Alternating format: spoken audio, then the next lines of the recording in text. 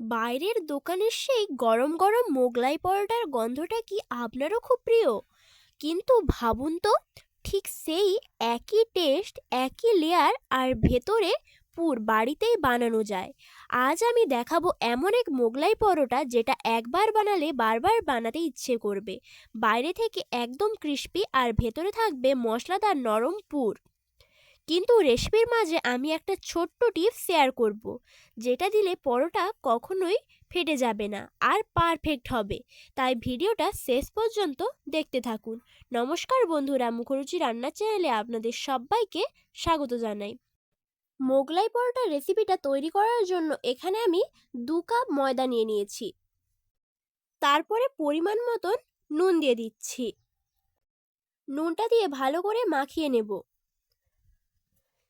দেখুন মাখানো হয়ে গিয়েছে। এবারে 2 কাপ ময়দার জন্য 2 চামচ চিনি দিয়ে দিচ্ছি। চিনিটা দিলে মোগলাই পরোটার টেস্ট সম্পূর্ণ আলাদা হয়। এবারে এর মধ্যে একটু তেল দিয়ে দিচ্ছি। তেলটা দিয়ে ভালো করে মাখিয়ে নেব। মাখানো হয়ে গেলে এর মধ্যে অল্প অল্প করে জল দিয়ে একটা ডো তৈরি করে নিতে হবে। একবারে বেশি জল দিলে ডোটা পাতলা হয়ে যেতে পারে, তাই অল্প অল্প করে জল দিয়ে মাখিয়ে নিতে হবে।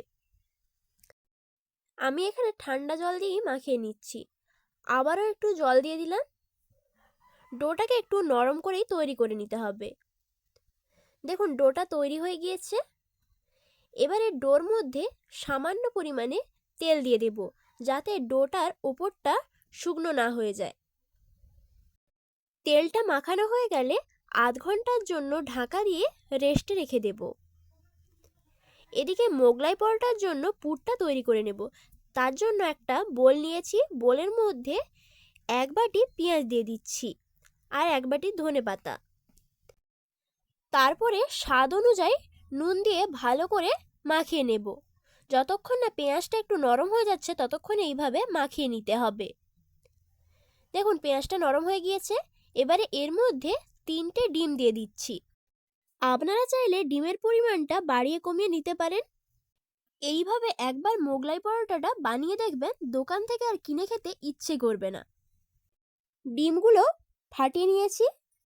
এবারে হাত দিয়ে ভালো করে মাখিয়ে নেব। আপনারা চাইলে চামচ দিয়েও ফেটিয়ে নিতে পারেন। মাখানো হয়ে গেলে এর মধ্যে 3টে কাঁচা লঙ্কাকে কেটে রেখেছিলাম দিয়ে দিচ্ছি। আমি এখানে বলেছিলাম মাঝে আপনাদেরকে এমন একটা টিপস দেব যেটা দোকানের মতন হবে মোগলাই পরোটাটা। এখানে ব্রেড গ্রাম যদি দেন পুরটার মধ্যে, তাহলে খেতে একদম দোকানের মতনই হবে। দেখুন ব্রেড গ্রামটা দিয়েও ভালো করে মাখিয়ে নিলাম। এদিকে ডোটা আধ ঘন্টা হয়ে গিয়েছে, ঢাকাটা খুলে নিচ্ছি। দেখুন ডোটাকে এইরকম নরম করে নিতে হবে। এবারে এর মধ্যে থেকে 3টে বড় বড় করে লেচি কেটে নিচ্ছি। এবারে কিচেন স্ল্যাপের মধ্যে একটা লেচি নিয়ে নিয়েছি। তার উপর একটু ময়দা ছড়িয়ে দিচ্ছি, যাতে বেলতে সুবিধা হয়। রুটিটাকে একদম পাতলা করে বেলে নিতে হবে।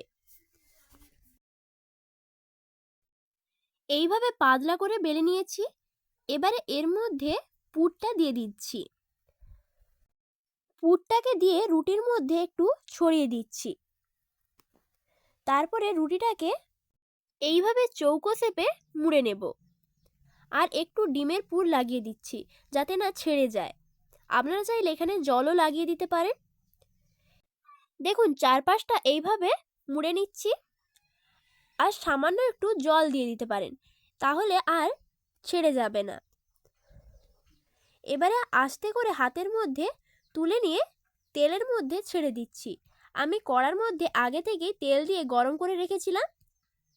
যেই দিকটা মুড়েছি সেই দিকটা তেলের দিকে দিতে হবে, তাহলে আর ছেড়ে যাবে না আর পুরটাও বেরাবে না। দেখুন এবারে একটা চামচ নিয়ে এইভাবে তেলটা মোগলাই পরোটার উপরে ছিটিয়ে দিতে হবে। দেখুন কত সুন্দর ফুলে গিয়েছে। এবারে একটা ছান্তা দিয়ে মোগলাই পরোটাটাকে উল্টে অপর পাশটাও ভেজে নেব। দেখুন কত সহজে মোগলাই পরোটার রেসিপিটা তৈরি হয়ে গেল। এবারে ছান্তা দিয়ে তুলে নিচ্ছি। একই রকমভাবে সব মোগলাই পরোটাগুলোকে ভেজে নেব। দেখুন এখানে আমি 3টে মোগলাই পরোটা তৈরি করে নিয়েছি। এবারে আপনাদেরকে কেটে দেখিয়ে দিচ্ছি ভেতরটা কত সুন্দর হয়েছে। এইভাবে আপনারাও বাড়িতে যে কোনো সময় বানিয়ে নিতে পারেন। একদম দোকানের মতন খেতে হয়। আর আমি যেইভাবে দেখিয়েছি সেইভাবে যদি স্টেপ বাই স্টেপ ফলো করেন তাহলে একদম পারফেক্ট হবে আপনাদের মোগলাই পরোটাটাও। দেখুন ভেতরটা কত সুন্দর হয়েছে, পুরে ভরা মোগলাই পরোটা। এবারে সব মোগলাই পরোটাগুলো একটা থালার মধ্যে সাজিয়ে নিচ্ছি। আর এই রেসিপিটা যদি আপনাদের ভালো লেগে থাকে তাহলে লাইক এবং কমেন্ট করার অনুরোধ রইল। আর এরকম আরও নতুন নতুন রেসিপি পাওয়ার জন্য চ্যানেলটিকে সাবস্ক্রাইব করে নেবেন। ধন্যবাদ পুরো রেসিপিটা শেষ পর্যন্ত দেখার জন্য।